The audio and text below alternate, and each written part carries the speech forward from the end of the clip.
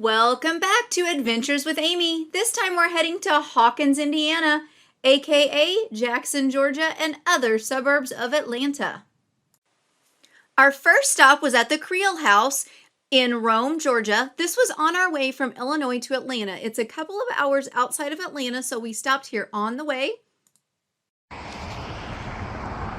This is the Creel house in Rome, Georgia. I was hoping to be here in the daytime instead of the night, but we can still see a little bit of it. Zoom in a little bit. So this is really cool. Definitely not like it is in the movie. It is not across the street from a park. Just random houses and businesses. So it's not at all like it looks in the show, but still pretty cool to see.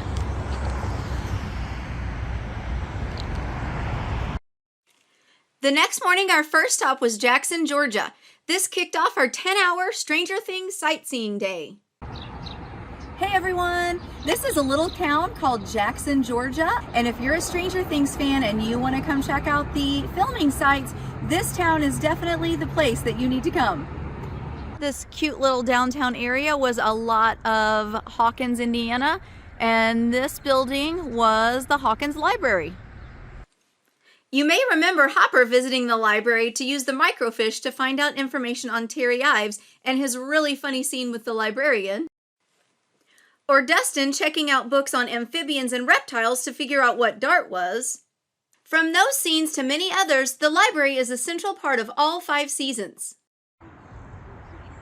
We're on 2nd Street in Jackson, Georgia. This is now a pizza place, but it was the general store that Joyce worked at. And then right next door, of course, was Radio Shack, which is now a Stranger Things escape room. And across the street, we have the Welcome Center, but in the show, that was the library, the public library. Still has the little sign on the front that says library, even though it is the Welcome Center. Okay, this is inside the escape room. They are closed right now, but we can look in and see Joyce Byers' couch and wall.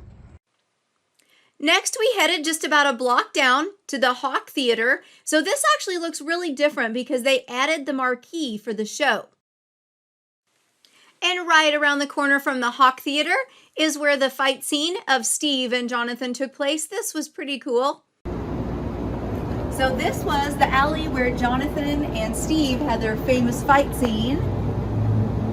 So those were the main locations for filming in Jackson around the square there, but there are also a few things that have been added as a nod to Stranger Things since then. This is the mural at Oak Street in Jackson, the Demogorgon mural. There are also a couple of murals on the sides of the I Love 80s store, which is right across the street from Melvald's General Store. This was not open as we were there on a Sunday morning pretty early. It might be a good thing because that might have saved me at least $100 not being able to go into that store. From there, we headed to East Point, Georgia. This is the neighborhood where most of the kids live. All right, here we have the Wheeler's house.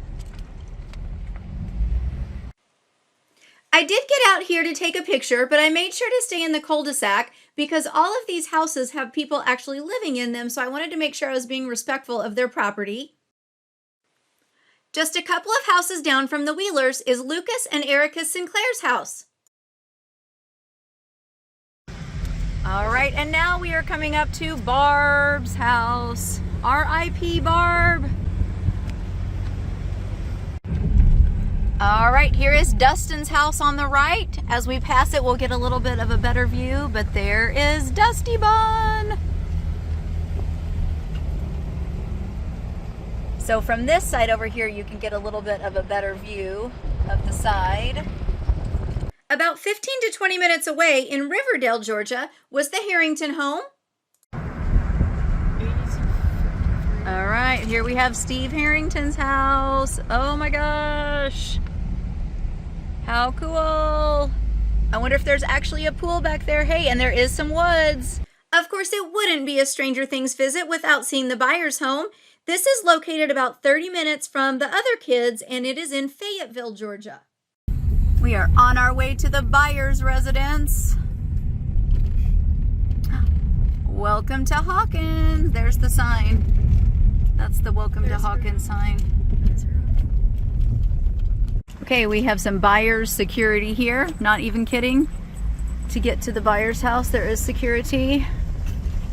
And it is back there. It's kind of hard to see. So the Byers house is now available to rent for the night on Airbnb, and it runs between $1,400 and $1,900 a night. So I do honestly understand why they have security outside. If you're paying that much, you don't want people driving up your driveway, being on the porch, looking in your windows, and who knows what else. So I do understand, but it was a little bit of a bummer that we couldn't really see very much of it. I have heard that it is a pretty immersive experience and really worth the money if you have that money to spend for the night. One of the things I thought was cool was I went back and rewatched season 1, and I noticed that that actual Rocky horse that you can see out there in the shed was in season 1. So apparently they have kept it really, really authentic to the show. Next up was Benny's Burgers. This is actually called Tiffany's Kitchen, and it was one of my favorite places, surprisingly. We ate lunch there, and the food was pretty good. Typical cafe, diner type, really cheap. And it was just really a lot like it was in the show. Like I could see just a lot of things just like they were from the show.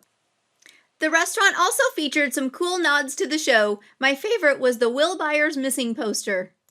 We also visited Bellwood Quarry, which is called Sattler's Quarry in the show. This, of course, is where they found Will's body and where Mike jumped off the cliff to save Dustin. To get to the quarry, you definitely want to use the Shirley Clark Franklin Park entrance. Don't ask me how I know, but don't follow Google Maps unless you want to almost get arrested for trespassing. Our last stop was definitely my favorite, Hopper's Cabin. So Hopper's Cabin is now an escape room, and you can also reserve tours, but unless you have one of those things reserved, this is about as close as you can get. You can see it from the side there. So be sure to go online and reserve one of those things ahead of time. Just getting to the cabin is an adventure all in itself, and honestly part of the ambiance. But the trek was worth it. In my opinion, this is a can't miss stop. No problem. Ready? 1, 2, 3. And that concludes our one-day Stranger Things tour. There were several other sites that we really wanted to see, but we just didn't have time in our one day, and I feel like we did pretty good for 10 hours. I listed a website here that was helpful to me in my planning, and I hope this video is helpful to you.